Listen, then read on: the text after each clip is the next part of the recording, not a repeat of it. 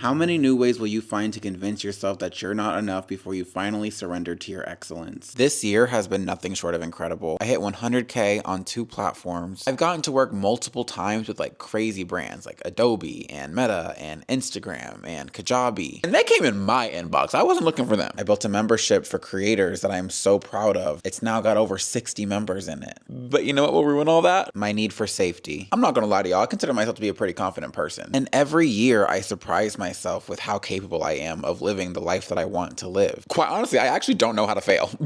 I don't. This might sound corny and cliche, but every time I succeed something, it's because I'm not really focused on the outcome of it. I didn't go into this year saying I was gonna get 100K on any platform. I didn't go into my first year of business expecting to make 6 figures. Heck, I didn't even know I was gonna make a business that year.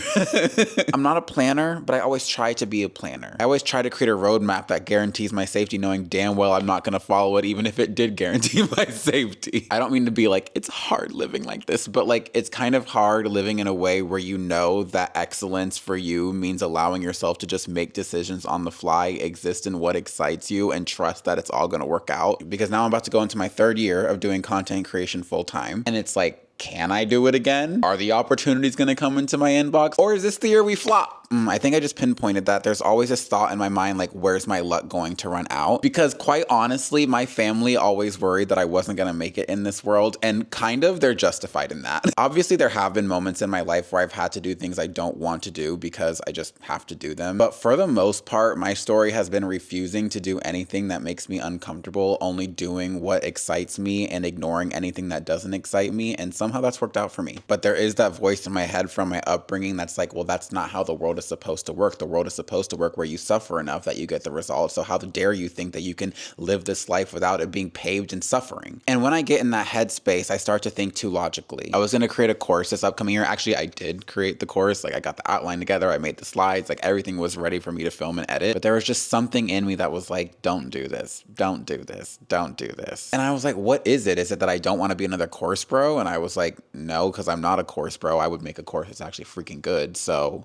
what it was really is just the simple fact that I'm not somebody who would ever buy a course. That's just not how I learn. I just feel like most courses are people talking in hindsight, and they aren't really good at actually packaging what brought them a certain result. They kind of paint over it in this really nice paintbrush when in fact building something always has a level of mess to it. And so I'm sitting here knowing that I've built a massive amount of success and I don't have a perfect morning routine. I have philosophies and theories and knowledge and things that have helped me, but there's also been a huge component of it that's been just mess, trial, error, and figuring it out and adapting. Messiness isn't exactly sexy when it comes to selling, but as I reflect on what's gotten me here today, it hasn't come from me thinking about how what I share impacts my business. I just simply share whatever the heck it is that's on my mind, and people appreciate that perspective. I actually didn't become a consultant because I planned to become a consultant. I just simply shared my perspective on growth, my perspective on life, and people were like, hey, can I pay to like work with you? And I was like, I mean, I guess. I'm stuck between making the logical decision and making the decision that ignites me. The logical decision is create a course, create a framework, do the things, sell it for a lot of money, and blah, blah, blah, blah, blah. But the right choice feels like being here on YouTube and sharing the absolute mess that comes with building something that actually freaking matters. Something I'm excited to show up for every day. Something that doesn't present my growth and my journey as this perfect thing tied up in a bow, but as the messy, fun, chaotic, crazy whirlwind of a journey that has many ups, downs, twists, and turns that every successful person goes through but just doesn't share. And well, I'm making this video, so obviously you can probably guess which one of the decisions I've chosen. But I would be lying if I said it doesn't feel scary. But my focus right now isn't to go viral on YouTube. My focus right now isn't to get to 1 million subscribers. I'm going to carry the same focus that I've had in everything I've built that's successful. My goal is to show up on this platform and create something that I'm proud of and get better every single video that I put out until I am so undeniable that people have to pay attention. I'm gonna make the videos that I wish existed, and I'm gonna hope that's enough. Okay? Okay. I got read for filth today by AI, which is honestly pretty rude. But I was going into next year saying, like, I don't want to do too many things. I just want to focus on 2 things that I really focus on to help me build my blah, blah, blah. And it basically told me, knowing everything I know about you, you'll be bored within 2 weeks. It said what I actually crave is to have multiple projects that are all working. It basically said that simplicity is a fantasy for me, not an actual goal. And I was like, okay. But it wasn't wrong though. I actually get very bored when things are simple. I always find myself doing the least logical thing. And for a while I was like, is this my way that I self-sabotage? Do I always go the most difficult route as a way to try and prove that I won't be successful? But now I realize that that's not the case, because I don't know, I go into everything feeling pretty sure I'm going to be good at it. It's just a matter of when. I think what I'm learning is that my natural default my entire life has been to settle for a version of my dream that feels close enough. But the more that I actually succeed and I start to see that my fullest vision is possible for me, I start to move that vision to a place where like I give myself permission to jump into what I actually want. But for example, I used to think that I'd be totally fine if I just had like 10K followers on a platform and I was able to sustain myself with a business that just made me enough to pay my bills. But what I really want is a massive audience. I want to create stuff that tens of thousands, if not hundreds of thousands of people see. I want to make like stupid money too. Like not like billionaire, because but considering that I grew up broke, like getting to 6 figures was something that I was like, that's not possible. I'll never get there. But now I'm there. So now I realize, can you make 500K a year? Like, I mean, why not? And listen, it's not just for me. My cats deserve a good life. Rain is a bougie cat. He demands a lot. He likes nice things. Echo is pretty easy to please, though, aren't you, buddy? You'll feel called to do something or try something, and instead of just taking action and going for it, you'll sit here and come up with a million reasons why that doesn't make sense. You'll try to come up with this master plan about how doing this thing fits into your overall 3-part blueprint of how you're going to exist in your life. So get a piece of paper and a pen out and write this down. Your life forms around the actions you take. Trying to plan everything out will keep you stuck right where you are. I promise you. I have this obsession with efficiency, but my argument is that in an attempt to do everything as efficiently as possible, we end up doing the least efficient thing possible, which is nothing. Who's this? He ate with that. So I think the plan for my content going forth is the plan that's always worked for me, and that's not having a plan. I don't talk about this much because I don't want to invite people's opinions or anything like that. Plus, I want to give respect to all people's beliefs. But when everything is working out for me, there is such what I would call a spiritual component to my work. When I look at some of my most viral videos, sometimes it feels like I'm saying something that like didn't even come from me. And that's not to downplay myself. Like, it came from me. They're my thoughts, they're my words, or things that I thought of, but the way I channel and deliver it feels like it's otherworldly. My content does best when I treat it like a self-care exercise for myself. Instead of thinking about what should I create that makes sense for this goal that I have, I simply just wake up and kind of think, what do I feel called to share today? What do I feel called to say? What needs to be said? And then I'll just kind of mosey on that. I'll make my coffee, or I'll go to a coffee shop, and then like an idea will just, you know, like in That's So Raven, when her eyes like, when she's like having a vision, like that's what happens. And the funny thing is that when I take this approach, I end up posting more content. This is something I always tell my clients that I work with, but building a personal brand is an incredibly personal experience. All of the things that make you hide, all of the things that are stopping you from elevating yourself to the next level, it's all gonna come up and you're gonna be forced to face it. Who knows if this is true or not, but I will say this. I feel like once I grow this YouTube channel to where I want it to be, like, I will be unstoppable. There will be nothing anyone can tell me. Look at you guys getting to see me when I actually look semi-put together. Good morning. So I woke up already trying to talk myself out of continuing this vlog.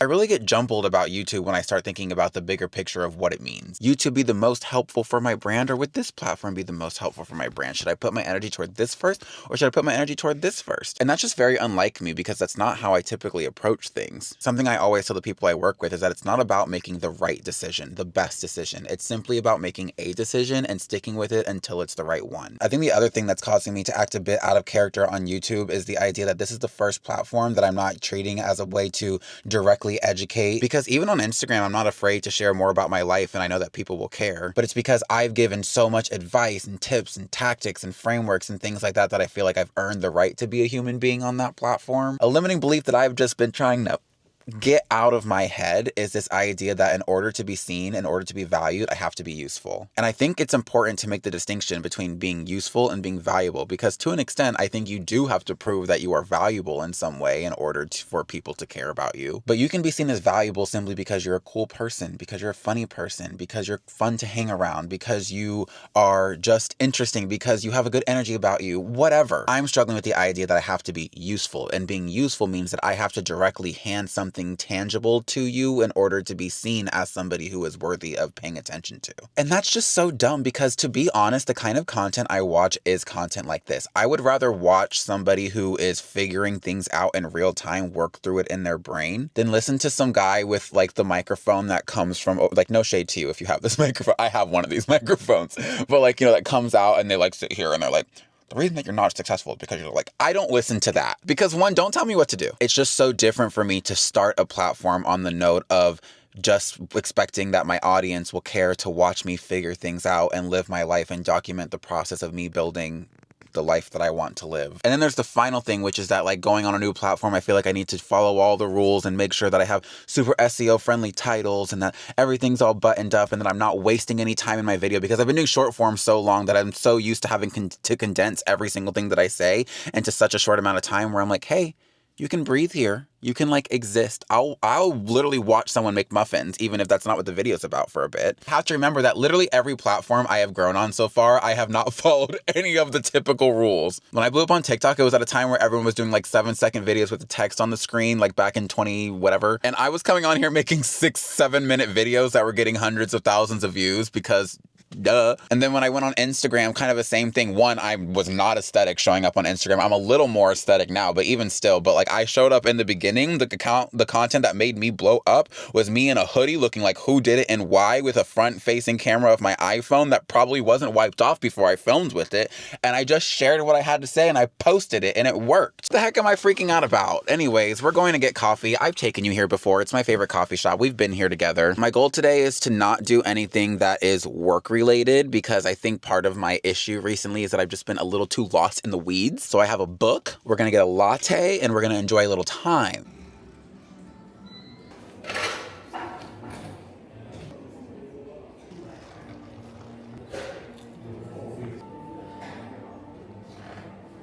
Hi, my little Eto. Y'all, this book is juicy. I saw like mixed opinions of it because a lot of people were saying they like hate the narrator, and like, yeah, I hate the narrator too, but I love to hate her. I haven't finished reading it, so let me reserve my judgment on how much I like it, but so far, like, it's been a page turner. Like, I had to force myself to stop reading for a second so that I could come home. I also had this epiphany, which really isn't some grand epiphany, but it's the epiphany that most of us need to remind ourselves of from time to time, and that's that the solution to our problems are typically incredibly simple. There's a limited number of options we have, there's a limited number of decisions we can make, there's no way to predict which decision is going to produce the best outcome. We all feel called to do certain things, and then we just create stories around the things we want to do, which stop us from maybe taking action on that thing or make us feel like doing that thing isn't good enough or won't work or whatever. So yeah, I just asked myself a few simple questions. Number one, do I want to make YouTube videos? Absolutely, without question. It's the thing that's exciting me the most. Right there really is the only question I should have to ask myself to justify making any YouTube video. I simply want to. But I asked myself another question. Will posting YouTube videos every week over the next year produce some type of result that could benefit me?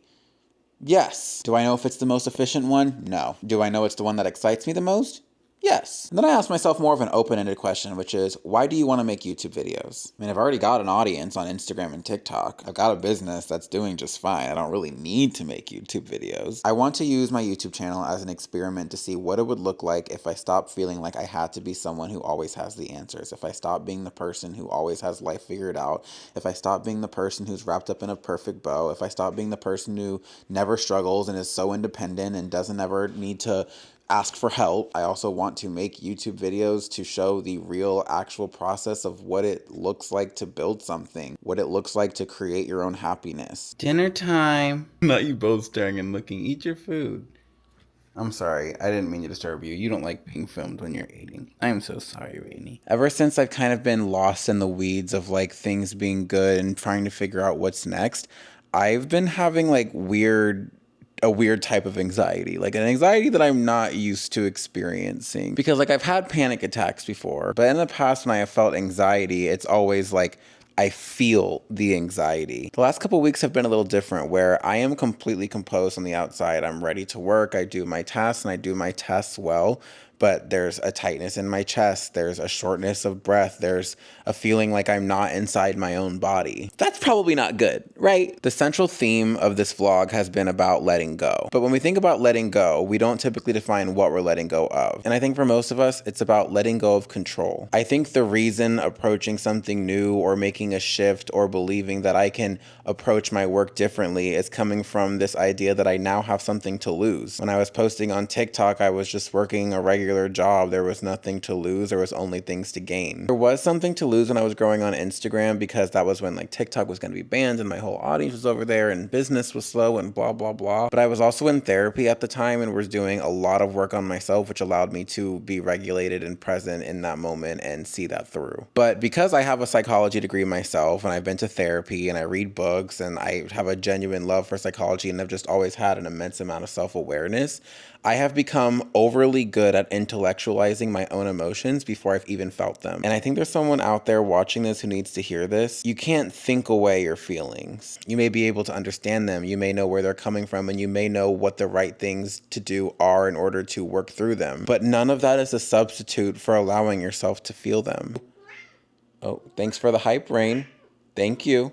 Thank you. I think I've been carrying around this idea that because my life is good, I have no right to feel sad. I have no right to feel upset. I have no right to complain about anything. I don't want to sound out of touch because I do understand and I am incredibly grateful for the position that I'm in. And my complaints aren't about my career or anything like that. My complaints are around this idea that I've had before I even had this career, which is that I just am trying to see what makes me valuable if I'm not providing something. And that is just so deep rooted. I feel like I'm talking all over the place here, but back to this idea of feeling the need to have control. I grew up broke. Like I slept in the room, the air conditioner was in my closet, the air conditioner didn't work, but it was still like operating. So at 2 a.m. there would just be screeching noises throughout the night that would wake me up. There was like a rat that lived in my house, like named him Mickey because he wasn't going anywhere. Couldn't capture him. There was just so much neglect. And then you add in other factors and family and blah, blah, blah, blah, blah.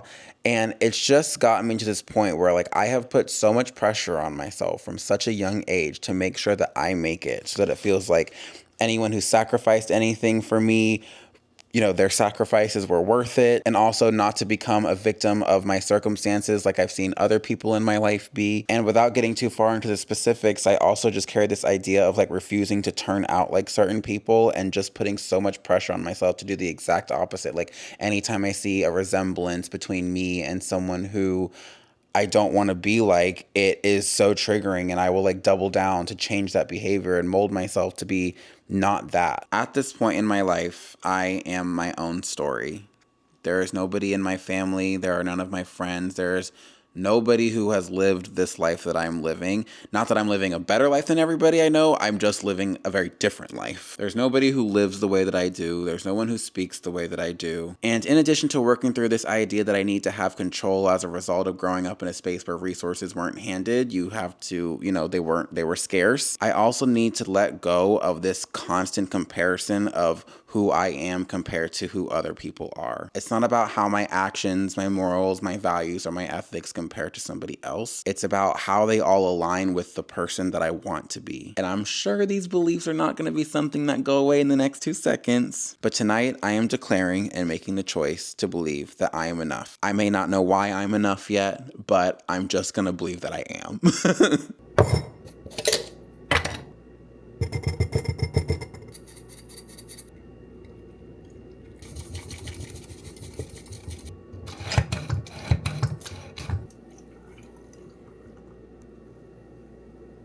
It's been over a week since that last clip you just saw for this vlog. And honestly, it's because I decided I wasn't going to post it. I was thinking about everything I was filming. I'm like, God, everything that I'm filming is just me whining and complaining. Who the heck wants to watch that? I only deserve to be seen when I'm aspirational. I only deserve to be seen when I'm perfectly happy. And I can't dare show when I'm struggling or when I'm not having a good time, because then people will worry about me. And why would anyone want to freaking worry about me? But then I filmed, edited, and posted an entirely different video that changed my mind. It was a video where I sat down and documented the 2-year journey of me building my 6-figure brand. And I gave myself permission to share every part of it. The good, the bad, the ugly, the moments of trial and turbulence. And even that video was really uncomfortable for me to post because, one, it was 33 minutes long of me just telling my story. And again, I had thoughts of who the heck wants to sit here for 30 minutes and listen to some stranger's story. But I posted it figuring that people who already knew me, who followed me on Instagram or TikTok or whatever, would get some value out of hearing how I've gotten to this point. And I really wanted to challenge myself to get out of my comfort zone and really challenge this limiting belief that I've been carrying throughout this entire video and throughout my entire life. I posted it 2 days ago and it's almost at 2,000 views. Now that's not viral or anything, but that's really good for my channel. But more importantly than that, there are just so many comments of people who are just glad that I shared my story. People who said they pulled out their notebook and took notes. And several people commented saying that this was their first impression of me and that they really loved the video and they stayed and watched the entire thing and then they subscribed. And sure, there were aspirational parts of the video, but the parts that people were talking about the most was the struggle, the times where I had my back against the wall, where I had every reason to quit, but I chose to keep going. And I didn't really give any tips or anything in that video. I was just sharing what I had learned, and it did well. And so I think posting that video has started to crack this shell that I've had, where that I have to be aspirational, I have to be fine, I have to always be strong, I have to always be the one who's smiling, I have to be powerful in order to be seen. I also want to say that I don't think this is purely just like my fault, like this is something I can't get over. I think we are now living in a society that lacks a lot of empathy. And look, yeah, sometimes you really just do have to get over yourself, hunker down, and get the damn thing done, but that shouldn't be a continuous and constant thing. It's something you should have to do periodically for a short amount of time. If you find that your entire life is just one exercise of sucking it up, you deserve to be able to express those things. You deserve to be able to feel vulnerable. I also think we exist in this weird time where everyone tries to categorize themselves. Am I the funny person? Am I the creative? Am I more of the business-minded person? Am I the insightful person? Am I the deep person? But in reality, I'm all of those things. And all of those parts of me deserve grace and they deserve a stage to exist. And all of the different parts of you deserve a stage to exist too. What's crazy about the video that I posted the last 2 days is that 4 people signed up for my membership. A video where I just shared my story converted to actual customers. A video where I wasn't giving tips and tactics and being the person who has all the answers converted people. Showing up on YouTube is teaching me so much about myself. And so I think I want to do 2 videos a week now. I want to do one that's more like sit down, have a structured conversation about a certain topic. And then I want to do vlogs where I'm documenting me figuring things out, me building my stuff in real time, because that's the kind of content I really like to watch. I need you all to hold me accountable to something. Don't allow me to make this another platform where I'm just constantly giving tips and tutorials advice. If you start to see that, I need you to virtually slap me. YouTube is my space where I get to be a person. I want to teach through my story. I want to teach by example. I want to inspire through living. Sometimes we'll laugh, sometimes we'll cry, sometimes we'll get frustrated, and sometimes we'll have major wins that we celebrate together. So if that's a ride that sounds exciting for you, stick around. Good luck, and as always, I'm rooting for you.